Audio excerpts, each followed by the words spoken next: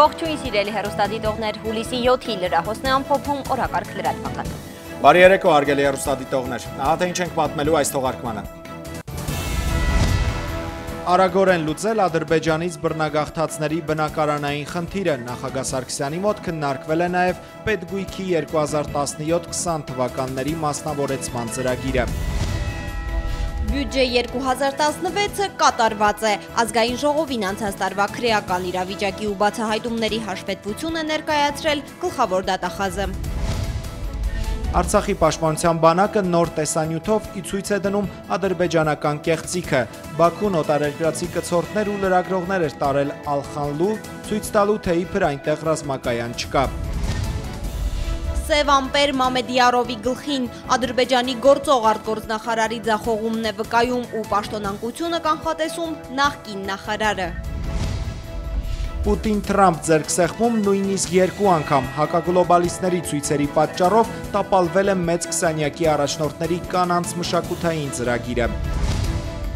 Թուրքական ռմբակոծություններից Սիրիայում խաղաղ բնակիչներ են զոհվում, այդ թվում երեխաներ, սիրիացիները պահանջում են պատժել Անկարային։ Մաքուր Հայաստան ծրագրով կփակվի ևս 300 աղբավայր, մաքուր տարածքների աշխարհագրությունը ընդլայնվում է։ Հայկական այգիներից արդեն երկրից դուրս վաճառքի են ուղարկել մոտ 16,000 տոննա ծիրան, 40%-ով շատ, քան նախորդ տարվա այս օրերին։ Նախատեսվածից շուտ էլեկտրաէներգիայի արտադրությունը վերսկսել է հայկական ատոմակայանը, ԱԵԿ-ը նորոգվել եւ վերալիցքավորվել է։ Արևի էներգիան ձեր հեռախոսներում եւ համակարգիչներում Երևանում բացվել են առաջին արևային կանգառները։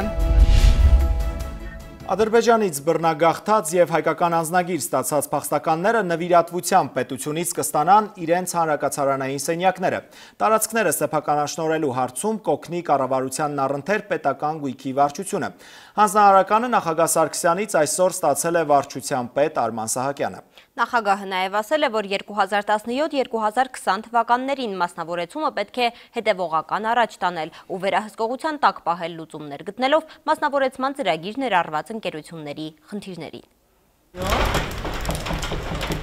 Ադրբեջանից բռնագաղթածների տանիքի հարցը պետք է առանց քաշքշուկի լուծել։ Նախագահը հանձնարարում է արագ ընթացակարգով հարթել խնդիրները։ Անձամբ լինել տեղերում, անձամբ զրուցել այդ քաղաքացիների հետ, ճշտել, թե ինչ պրոբլեմներ կամ փաստաթղթային պրոբլեմներ կան։ Հանրակացարանի բնակելի տարածքները նվիրատվությամբ հանձնելու են սեփականատերերին։ Պետական գույքի 2017-20 թվականների մասնավորեցումն են քննարկում։ Մինչև վերջ պետք է հետևողական լինենք եւ մասնավորեցման գործընթացները հնարավորինս շուտ հասցնենք ավարտին։ Եվ անպայման լինի վերահսկողություն, մասնագիտացած ընկերությունների պրոֆիլը, աշխատակազմերի հանդեպ սոցիալական պարտավորությունները պետք է պահպանել։ Հանրապետության նախագահը ուշադրություն է հրավիրում պետական գույքը վաճառելիս նոր ավելի արդյունավետ մեթոդներ ու գործիքներ պետք է կիրառել։ Հանձնարարական եղավ, որպեսզի խիստ հետևողական լինենք եւ այն խնդիրները, որոնք այդ ընկերությունների առջև ծառացած են, մինչեւ մասնավորեցման գործընթացները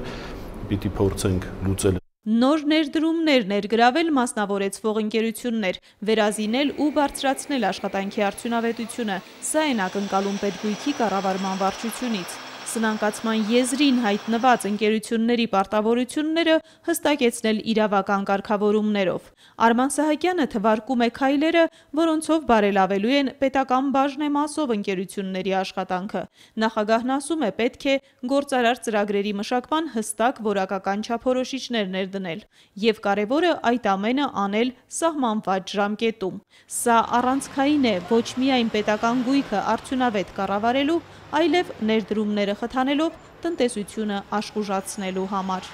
Աննա Բալյան, օրակարգ։ Հայաստանում Եվրամիության պատվիրակության ղեկավար Պյոտր Սվիտալսկին հավակնոտ եւ տպավորիչ է համարում Հայաստանի կառավարության ծրագիրը եւ բարեփոխումների օրակարգը։ Նա այդ մասին հայտարարել է վարչապետ Կարապետյանի հետ Հայաստանում ավատարմագրված Եվրամիության անդամ պետությունների դեսպանների հանդիպանը։ Սվիտալսկին վերահաստատել է Եվրամիությունը պատրաստ է Հայաստանի հետ համատեղ աշխատել, նա հատկապես կարևորել է մեր կառավարության քայլերը կոռուպցիայի դեմ պայքարի, ընտրությունների կազմակերպման, դատական, մարդու իրավունքների, բիզնես ոլորտներում։ Կարեն Կարապետյանը ասել է, որ նման հանդիպումները կարևոր են համագործակցության հետագա ուղղությունները նախանշելու համար։ Հայաստանի տնտեսության զարգացման ուղղված ներդրումային բազմաթիվ ծրագրեր հաջող իրականացվում են Եվրասիական զարգացման բանկի հետ գործակցության շնորհիվ։ Վարչապետ Կարեն Կարապետյանն ու բանկի վարչության նախագահ Դմիտրի Պանկինն են սա արձանագրել այսօրվա հանդիպմանը։ Քննարկել են գործակցությունը զարգացնելու եւ ընդլայնելու հեռանկարները, մասնավորապես գյուղատնտեսության, տրանսպորտի, ենթակառուցվածքների ոլորտներում։ Ներքաղաքական օրակարգից Հայաստանի խորհրդարանը 10-օրյա քննարկումից հետո այսօր հաստատել է 2016-ի պետական բյուջեի կատարման հաշվետվությունը։ Ելք խմբակցությունը հայտարարել է, որ իրենք դեմ են նախագծին եւ առաջարկել են ընդդիմությանը քվեարկությանը չմասնակցել, այդպիսով տապալել այն։ Ծառուկյան խմբակցությունից հակադարձել են, չնայած դեմ են հաշվետվությանը, բայց քվեարկությանը չմասնակցելու հիմքեր չեն տեսնում։ Պատգամավորները մեկ շնչով քննարկել են նաեւ հեռուստատեսության եւ ռադիոյի ազգային հանձնաժողովի վերահսկիչ պալատի ու գլխավոր դատախազության հաշվետվությունները։ Նիստի մանրամասները Սիրանուշ Մուրադյանի ռեպորտաժում։ Անցած տարվա բյուջեն կատարված է, խորհրդարանը հաստատեց, ելքը քվեարկությունը բոյկոտեց, գործընկեր ընդդիմադիրներին հորդորեցին միանալ իրենց, որ դահլիճում ներկա մեծամասնությունը քվորումը չապահովի։ Ծառուկյանից ասացին դեմ են, հիմնավորել են թե ինչու բոյկոտին սակայն չեն մասնակցի, քվեարկությունը կայացավ։ Կողմ 52, դեմ 19, ձեռնպահ 1, որոշումը ընդունվել է։ Դեմ 22, կողմ 53։ Տիկին Մարգարիտ Եսայանը գործողման էր եւ նա գրություն է թողել, կարող են բոլորը ծանոթանալ, որ ինքը քվեարկելու է կողմ բյուջեի կատարողականին։ Հետևաբար Հայաստանի Հանրապետական կուսակցությունը Հեղափոխական դաշնակցությունը երկու կոալիցիոն ուժեր 54 ձայն ապահովել է։ Այսինքն անկախ նրանից Ծառուկյան դաշինքը կմասնակցի քվեարկության թե չէր մասնակցի, բյուջեի կատարողականը անցնում է։ Կենտրոնական բանկի ընդլայնող դրամավարկային քաղաքականությունն ըստ դրամատան ղեկավարի ուղղված է եղել գնաճի մեղմանը։ Գլխավոր դրամատան կանխատեսումներով այս տարի տնտեսական աճի տեմպերը կարողանան պայմանավորված ներդրումների եւ արտահանման խթանման ուղղված կառավարության ծրագրերի արդյունավետ իրագործմամբ, արտաքին տնտեսական միջավայրի շարունակվող բարելավմամբ։ Նշեք այն աղբյուրները, որոնք մենք պետք է ուղենք արտաքին պարտքի սպասարկմանը։ Արդյոք մենք ունակ ենք 500 միլիոնը մարենք, մենք այո կարող ենք մեր միջոցները բավարարեն, որպեսզի դա մարենք, բայց ճիշտ խելամիտ քաղաքականությունը այն է լինելու, որ մենք դա ամենայն հավանականությամբ 18 թվականին վերջին կամ 19 թվականին կմտնենք միջազգային կապիտալի շուկա եւ այդ պարտքը կնետենք ավելի հեռու։ Գլխավոր դատախազն է ամբիոնին մոտենում։ Արթուր Դավթյանը երկար ներկայացրեց անցած տարվա քրեացին, հանցավոր անցուդարձը, բացահայտումները, ասաց վերջին տարիներին նվազել է հանցագործությունները չգրանցելու արատավոր պրակտիկան։ 2007 թվականին արձանագրվել է 8428 հանցագործություն, 2016-ին 18764։ Անցած տարվա բացառիկ հանցագործություններից գլխավոր դատախազն առանձնացնում է մայրաքաղաքում անցած հուլիսին զինված խմբի անդամների կողմից ծանր եւ առանձնապես ծանր հանցագործությունները, շենքեր, շինություններ զավթելը, պատանդներ վերցնելը, հրազեն եւ ռազմամթերք հափշտակելը, ապօրինի պահելն ու գործադրելը։ Բացի այն, որ շուրջ 15 օր հանրային վտանգավորության բարձր ֆոն ապահովեց ողջ երկրում, ուղեկցվեց նաև իրենց ծառայությունն իրականացնելիս ոստիկանության 3 աշխատակիցների սպանություններով, մարմնական վնասվածքների պատճառումով, հափշտակություններով։ ՊՊՑ գնդի գրավման գործի դատավարությանը գեներալ պատգամավոր Սարոյանը չի հետևում, զայրանում է նրանց արածը հիշելիս կամ այդ մասին լրագրողների հարցերը լսելիս։ Ինչ պետք է ասեմ։ Պետք է ասեմ, որ ՊՊ ոչ թե սասնացրել ՊՊ ծռելն են։ Գնացին ՊՊ-ն գրավին, դարձան ՊՊ-ի ծռելը։ Գլխավոր դատախազության անցած տարվա արած նորեզդիրը դեռ կքննարկի, մինչ այդ լսեցին նաև վերահսկիչ պալատի անցած տարվա հաշվետվությունը։ 23 վերահսկողություն են իրականացրել, արտառոց բացահայտումներ ըստ պալատի ղեկավարի չեն եղել։ Ծառուկյան խմբակցությունից ասացին բյուջեի կատարողականում տեսել են, որ թարգմանությունների մասնավորապես 25000 էջ թարգմանելու համար ծախսվել է 217.5 միլիոն դրամ, այսինքն յուրաքանչյուր էջի համար 8500 դրամ։ Այնինչ ընդդիմադիրները հետաքրքրվել են յուրաքանչյուր էջի թարգմանությունը 1500-ից 5000 դրամ արժե։ Մենք դա արդեն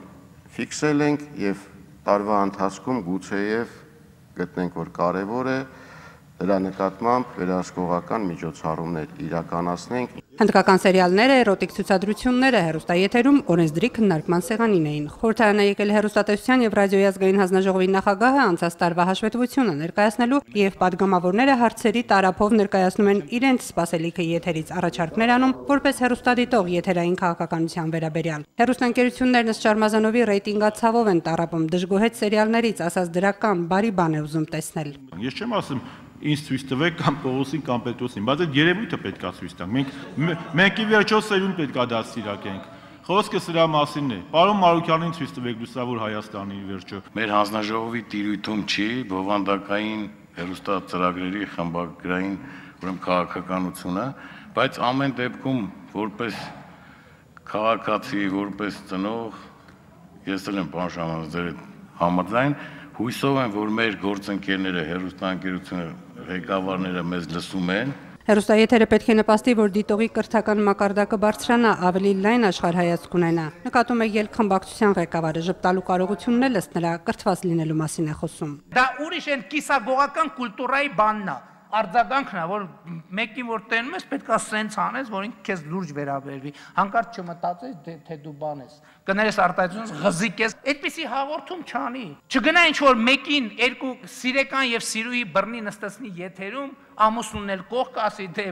պատմեք այդ ոնց եղավ։ Էրոտիկ ցուցադրությունները որոշ մասնավոր հեռուստաընկերություններում ցերեկային ժամերին պետք է դադարեցնել, նկատեցին Ծառուկյան խմբակցությունից, օրինակ Բերեք ասաց Բունյաթյանը, այդպիսիք չկան, օրինակ չբերեցին։ Համացանցն էլ պետք է վերահսկել, առաջարկեց պատգամավոր Աշոտյանը, որ քաղաքական գործ չինել հարցնեք կդժգոհի իր գործունեության լուսաբանումից։ Սա էլ նկատեց պատգամավոր Սաղաթելյանը, բոլորն ավելի շատ են ուզում իրենց եթերում տեսնել, ասաց պատգամավորը։ Դժգոհ են ասաց, ուրեմն ճիշտ ճանապարհին ենք։ Սիրան Շմուրադյան, Արտակ Գևորգյան, օրակարգ։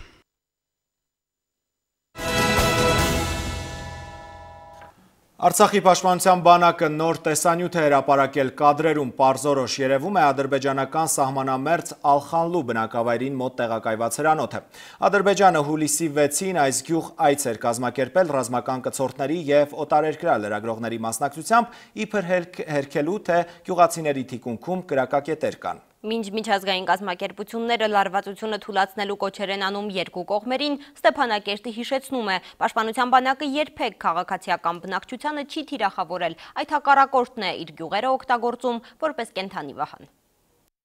Արցախի պաշտպանության բանակը հայտարարում է, ադրբեջանական պաշտոնական քարոզը շարունակում է հավատարիմ մնալ ստի և կեղծիքի վրա հիմնված իր քաղաքականությանը։ Հուլիսի 6-ին իշխանությունն այց է կազմակերպել Ալխանլու, երկրում հավատարմագրված ռազմական կցորդների և օտարերկրացի լրագրողների համար, իբր անհերքելի ապացույցներով ցույց տալու, թե իրենց բնակավայրերում ռազմական շտաբ չկա։ Իրական անհերքելի ապացույցը ներկայացնում է պաշտպանության բանակի հրապարակած տեսանյութը։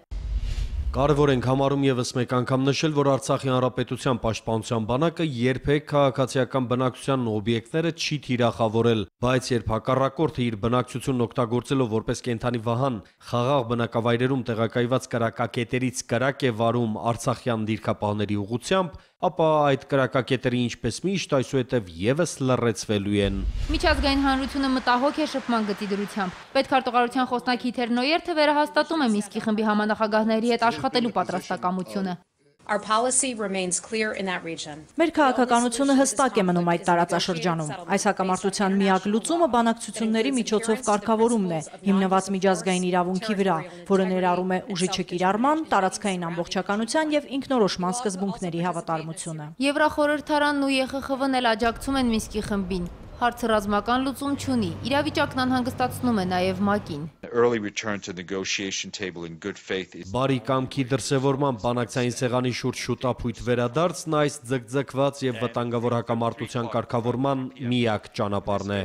Արտակարգ և լիազոր դեսպան Արման Նավասարդյանը թերահավատ է հայտարարությունների նկատմամբ և համոզված է։ Սա Ադրբեջանի և Թուրքիայի համատեղ մշակած արմենոցիդ քաղաքականության հետևանք է։ Լայնամասշտաբ գործողություններ փորձագետները չեն կանխատեսում։ Ադրբեջանը պարզապես օգտագործում է կենդանի վահան հնարքը։ Գերմանացիներն էլ էին օգտագործում խորհրդային ժողովուրդներին մահվան մղելիս, ասում է Նավասարդյանը։ Ադրբեջանի մարտավարական հնարքներից է նաև կարևոր հանդիպումներից առաջ սահմանային դրության սրումը։ Եթե դա ուղղված է Ռուսաստանին, ես չեմ կարծում, որ որևէ արդյունք տա, որովհետև Ռուսաստանի և Ադրբեջանի հարաբերություններն այսօր, եթե չասենք լարված են, ապա ունեն որոշակի դժվարություններ։ Միջազգային հանրության զսպվածության կոչերը, ապացույցներ ներկայացնող տեսանյութերը առայժմ անտեսված են։ Հուլիսի 7-ի առավոտյան Ադրբեջանը նորից խախտել է հրադադարը։ Սոնա Աղբալյան, Հակոբ Սարգսյան, օրակարգ։ Արցախի սահմանին այսօր հակառակորդի արձակած արկերից բեկորային վնասվածքներ ստացած զինծառայողները Ստեփանակերտի հոսպիտալում են։ Ազատություն ռադիոկայանին Հայաստանի պաշտպանության նախարարության ռազմաբժշկական վարչության պետ Կամավոր Խաչատրյանը ասել է, որ պայմանագրային զինծառայող Ռոբերտ Գասպարյանին վիրահատել են։ Նա վիրավորվել է գլխի շրջանում, բժիշկները վիճակը գնահատում են կայուն։ 3 զինծառայողներից մյուսը վիրավորվել է ոտքից, մյուսն էլ այս պահին դեռ հետազոտվում է։ Արցախի պաշտպանության բանակը շարունակում է վստահորեն իրականացնել իր առջև դրված մարտական խնդիրը ու ապատեղեկատվություն է որակում Ադրբեջանի պաշտպանության նախարարության այսօր տարածած հաղորդագրությունը, թե իբր արցախյան զինված ուժերը բերվել են մարտական պատրաստության, ինչին ի պատասխան ադրբեջանական ուժերը թիրախային կրակային հարվածներ են հասցրել, պատճառելով մեծ կորուստներ։ Ադրբեջանական կողմը իր սովորության համաձայն ցանկալին ներկայացնում է իրականության փոխարեն ասված է հայտարարության մեջ։ Եվ վերջին նորությունը առաջնագծից Արծրուն Հովանիսյանը իր ֆեյսբուքյան էջում անդրադարձել է ադրբեջանական ապատեղեկատվությանը ու նշել, որ այս պահին իրադրությունը հակամարտությունների շփման գծին հանգիստ է։ Ադրբեջանը խախտել է Ժնևի կոնվենցիայի դրույթները, ԵԱԿ Մինսկի խմբի համանախագահները սա հաստատել են իրենց վերջին հայտարարությամբ, տեղեկացնում է Հայաստանի արտգործնախարարության խոսնակ Տիգրան Բալայանը։ Հինգշաբթի ԵԱԿ մշտական խորհրդի նիստին Ֆրանսիայի ներկայացուցիչը Մինսկի խմբի համանախագահների անունից Արցախի շփման գծում հրադադարի ռեժիմի խախտումների մասին խոսելիս խստորեն պահանջել է վտանգի տակ չդնել քաղաքացիական անձանց։ Համանախագահների հայտարարության մեջ հուլիսի 4-ի հրադադարի խախտումը համարվում է սադրանք, որը կարող է խափանել հակամարտության կարգավորման խաղաղ ջանքերը և վտանգել բանակցությունները։ Ադրբեջանի կողմից միջազգային կոնվենցիաների խախտումների, Արցախի ու Հայաստանի սահմանամերձ շրջանների գնդակոծման մասին օրակարգ հարցազրույցը մարդու իրավունքների պաշտպան Արման Թաթոյանի հետ դիտեք այսօր 23:20-ից։ Սև ամպեր են կուտակվել Էլմար Մամեդյարովի գլխին, ըստ այսօր ԵՄ-ի Ադրբեջանի նախկին արտգործնախարար Թոֆիկ Զուլֆուխարովը խիստ հոռետեսական է արտահայտվել իր երկրի արտաքին քաղաքականության մասին և դա տպագրվել է Ալիևամերձ մամուլում։ Հուլիսի 4-ի միջադեպի առնչությամբ Զուլֆուխարովի գնահատականները լավատեսական չեն, թե լայնամասշտաբ հարձակման, թե միջազգային կառույցներին դիմելու դեպքում։ Այս ամենը Հայաստանի ակտիվ արտաքին քաղաքականության և նրա ռազմական մարտավարության և ռազմավարության համակցության արդյունքն է, ասել է Ադրբեջանի նախկին արտգործնախարարը։ Հակաթուրքական ցույցեր են Սիրիայում, Աֆրին քաղաքում հազարավոր մարդիկ դուրս են եկել փողոց բողոքելու Սիրիայու հողում Թուրքիայի ռազմական գործողությունների դեմ։ Ցույցերին մասնակցում են և մահմեդականները, և քրիստոնյաները։ Մարդիկ պահանջել են, որ միջազգային հանրությունը ավելի խիստ դիրքորոշում ցուցաբերի Անկարայի քայլերի նկատմամբ։ Անցած շաբաթ թուրքական հրետանին գնդակոծել էր Աֆրինի մի քանի թաղամաս, վիրավորվել էր 30-ից ավելի խաղաղ բնակիչ, զոհվել են 3, 1 կին և 2 երեխա։ Միջազգային օրակարգում պատմական ձեռքսեղմում ու դժգոհության ցույցեր են Համբուրգից։ Մեծ 20-ի գագաթնաժողովը մեկնարկել է, մասնակիցներին դիմավորել են ցուցարարները, իսկ Պուտինն ու Թրամփը միմյանց ձեռք սեղմելուց հետո սպասում են այսօրվա տետատետ հանդիպմանը։ Թեմային Լուսինե Կոշեցյանը կանդրադառնա։ Թեև Պուտին-Թրամփ հանդիպումը մեծ 20-ի օրակարգային կետերի մեջ չի մտնում, բոլոր հայացքներն այժմ սևեռված են հենց այդ իրադարձությանը։ Նրանց հանդիպումից մանրամասներ դեռ չեն հաղորդվում։ Նախքան առանձնանալ, նախագահները լրագրողների առջև քաղաքավարական ողջույնի խոսքեր են փոխանակել։ Նախագահ Պուտինի հետ մենք բազմաթիվ հարցեր ենք քննարկել և կշարունակենք դա անել։ Ակնկալում եմ, որ մեր հանդիպումը դրական հետևանքներ կունենա Ռուսաստանի, Միացյալ Նահանգների և ողջ աշխարհի համար։ Ինձ համար մեծ պատիվ է ձեզ հետ հանդիպել այստեղ։ Եվ նորից ձեռքսեղմում, որն արդեն երկրորդն էր Համբուրգում։ Հարգելի պարոն նախագահ, մենք արդեն մի քանի անգամ հեռախոսով մի շարք հարցեր ենք քննարկել, բայց եթե ցանկանում ենք երկկողմ եւ միջազգային հարաբերություններին վերաբերող հրատապ եւ սուր հարցերին դրական լուծում տալ, անշուշտ նման անձնական հանդիպումներն անհրաժեշտ են։ Հուսով եմ, ինչպես դուք նշեցիք, մեր հանդիպումը դրական արդյունք կունենա։ Մինչև այդ աշխարհի 20 առաջնորդներին հրավիրել էին դահլիճ, որտեղ անցկացվել է գագաթնաժողովի առաջին նիստը աշխատանքային նախաճաշ ձևաչափով։ Քննարկման թեման տնտեսության եւ առևտրի աճն ամբողջ աշխարհում։ Երկու գերտերությունների ղեկավարների հանդիպումը, ինչպես եւ գագաթնաժողովն ընթանում են Համբուրգում եւ Գերմանիայի այլ քաղաքներում ժամ առ ժամ թափավակող բողոքի ցույցերի հետապատկերի վրա։ Համբուրգում գլոբալացման եւ կապիտալիզմի ավելի քան 100,000 հակառակորդներ գագաթնաժողովի մեկնարկը դիմավորել են բարի գալուս դժոխք անվանում նստածած ցույցով։ Չնայած ձեռնարկված անվտանգության միջոցառումներին խաղաղ ցույցը շուտով վերածվել է անկարգությունների եւ ոստիկանության հետ բախումների։ Ուժել է 170-ից ավելի ոստիկան եւ մի քանի տասնյակ ցուցարար, 45 հակագլոբալիստ ձերբակալվել է։ Լուսինե Կոշեցյան, օրակարգ։ Վերադառնանք Հայաստան, այսօր առավոտյան նախատեսված ժամկետից 2 օր շուտ էլեկտրաէներգիայի արտադրությունն է վերսկսել հայկական ատոմային էլեկտրակայանը։ Պլանային նորոգման և վերալիցքավորման աշխատանքները հաջողությամբ ավարտված են։ Հայկական այգիներից արդեն երկրից դուրս վաճառքի են ուղարկել մոտ 16,000 տոննա ծիրան 40%-ով, շատ քան նախորդ տարվա այս օրերին։ Միրգը արտահանվել է հիմնականում ռուսական շուկա, որոշ խմբաքանակ գնացել է Արաբական Միացյալ Էմիրություններ ու Վրաստան։ Արտահանման տվյալներն են թարմացնում ագրարային գերատեսչությունից։ Պահածոյացնող գործարաններն էլ այսօրվա դրությամբ մթերել են 2267 տոննա ծիրան, սեզոնի այլ մրգեր ու բանջարեղեն։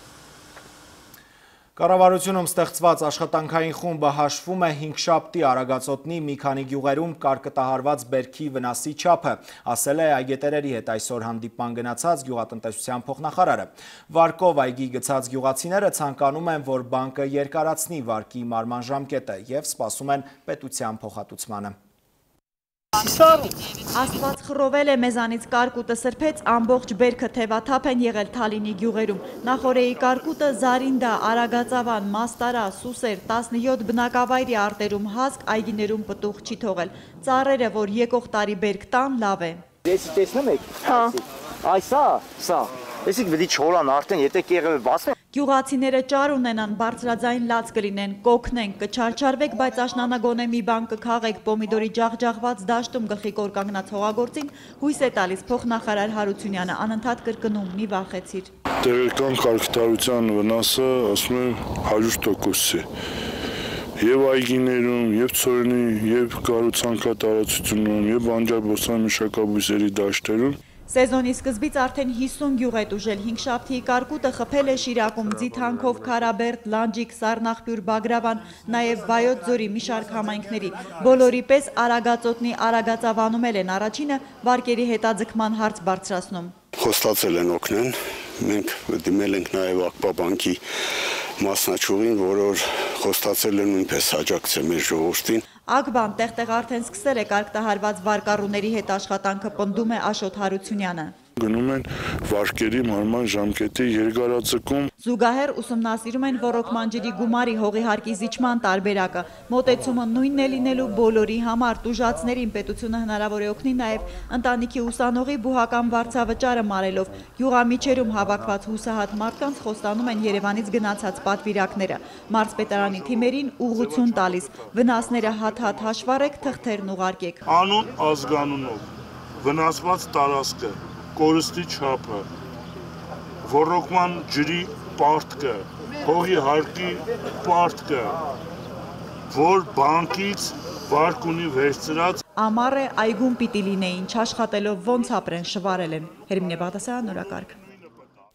Ջրի պարտքի հավաքագրումը շատ չէ, աշխատավարձերն էլ ուշանում են։ Արմավիրի ջրօգտագործողների ընկերությունը, որ ստեղծվեց փետրվարին միավորելով 6 ընկերություններ, արդեն 5-ից 6 ամիս է ուշացնում է 350 աշխատակիցների աշխատավարձերը։ Երբ կպարզվեն պղտոր ջրերը, պարզել է Հայկուշ Ասլանյանը։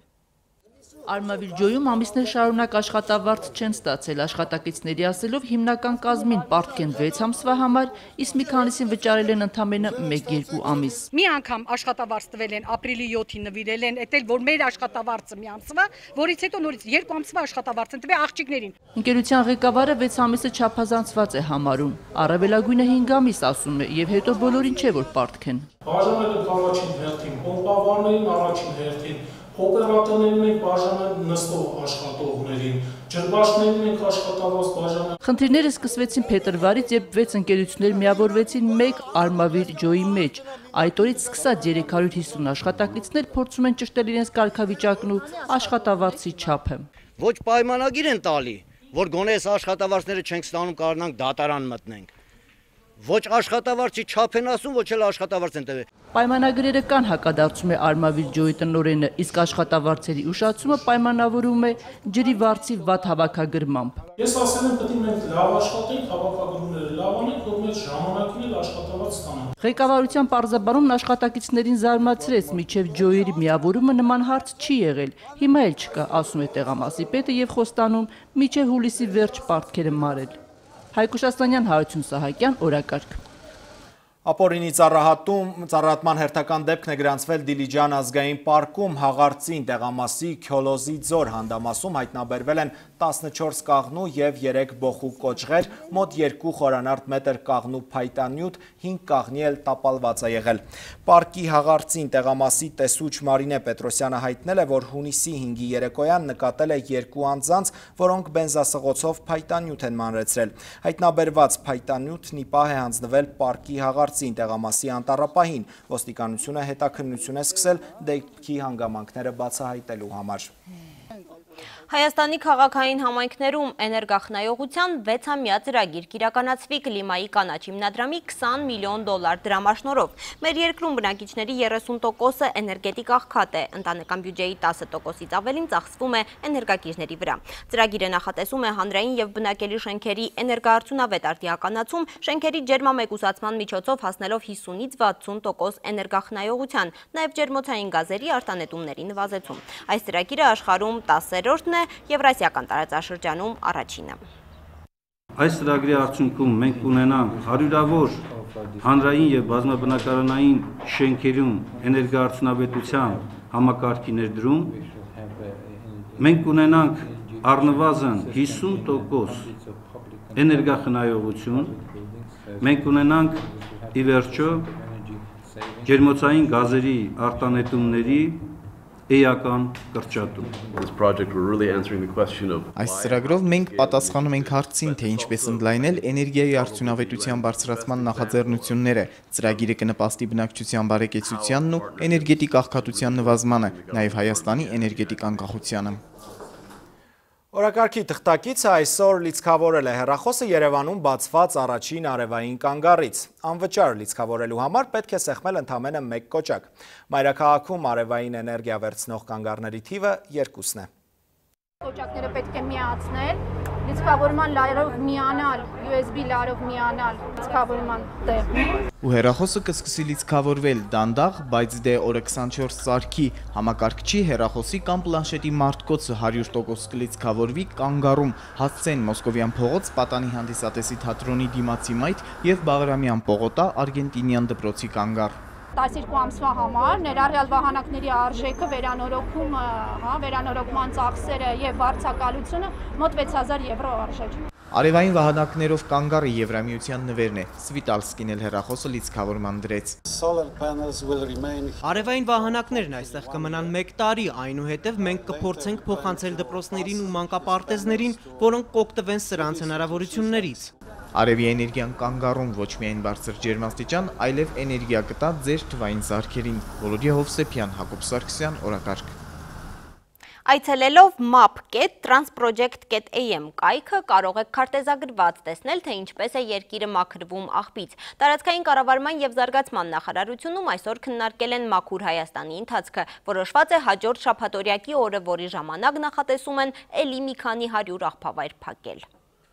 117 արտոնագրված աղբավայր մինչև 2018 թվականի մայիս։ Մինչև հունիսի 27-ը անձնագրավորված 2029 աղբանոցից փակվել է 1480-ը, առաջիկայում կփակվի ևս 272-ը։ Տարածքային կառավարման և զարգացման նախարարությունում քննարկում էին Մաքուր Հայաստան գործողությունների ծրագրի ընթացքը, նաև արդեն կատարված աշխատանքը։ Մենք 2000-ից ավելի աղբավայրերից կամ աղբակույտերից մաքրել ենք կեսից ավելին և հիմա ունենք 4-500 աղբակույտեր համենայն դեպս արձանագրված, քիչ թե շատ մեծ ծավալի, ինչը որ պատրաստվում ենք հուլիսի 29-ին երկրորդ շաբաթօրյակ անցկացնել և էլի մեծ ծավալի աշխատանք կատարել այս ուղղությամբ։ Մաքուր Հայաստան ծրագրով ոստիկանությունը չսահմանված վայրում հայտնաբերել է աղբ թափելու 1296 դեպք։ Ճանապարհային ոստիկանությունը մեքենայից առարկաներ կամ իրեր նետելու համար կազմել է 648 արձանագրություն։ Հայտնաբերվել են սահմանված վայրում աղբ թափող 624 անձ։ Հայտնաբերված իրավախախտումների դեպքերից վերացվել են տեղում 1082-ը։ Միջնորդագրեր են ուղարկվել տարածքային ինքնագործման մարմիններ 340-ը և հուլիսի 4-ի դրությամբ թիվ մարմիններից ստացվել են 199 միջնորդագրեր ընթացքի վերաբերյալ։ Քննարկմանը ներկայացվեց նաև map.transproject.am կայք էջը, որն արդեն սկսել է գործել։ Այստեղ կա տեղեկատվություն ապրիլի դրությամբ բոլոր մարզերում անձնագրավորված աղբանոցների դասակարգման մասին։ Կարելի է տեսնել փակված, նույնականացման և սպասարկման ենթակա աղբանոցները։ Հայկ Հովհաննիսյան, Ռոմիկ Խաչատրյան, օրակարգ։ Լավ նորություն վարկառուների համար թղթերի ծանր կապոցով Արշին բանկ գնալու կարիք չկա, եթե դուք այդ դրամատան հաճախորդն եք։ Վարկը կձևակերպեն ու կտան 1-2 օրում։ Սրանով նորությունները չեն ավարտվում։ Սպասված աշխատավարձին Արշին բանկն անսպասելի հնարավորություններ է գումարել։ Հայաստանի խոշորագույն բանկերից մեկը հարստացրել է քարտային բիզնեսի ծառայությունները։ Իր քարտերով աշխատավարձից բացի մի շարք արտոնություններ է տրամադրում։ Արտոնյալ պայմաններով վարկավորում, մինչև 10 տարի ժամկետով, մինչև աշխատավարձի տասնապատիկը, ունենալ անվճար ապահովագրություն, վերաֆինանսավորել այլ բանկերում առկա պարտավորությունները, ինչպես նաև բանկի ավանդային և վարկային ծառայությունների մասով ստանալ արտոնություններ։ Անխտիր բոլոր հաճախորդներին անկախ պաշտոնից ու աշխատավարձի չափից բանկը ծառայությունը մատուցում է հավասար սկզբունքով։ Արշին բանկը կարող է որոշումը կայացնել 10 րոպեում և վարկը տրամադրել 1-2 օրում։ Նաև հեշտացրել են պայմանները։ Բարձրացրել ենք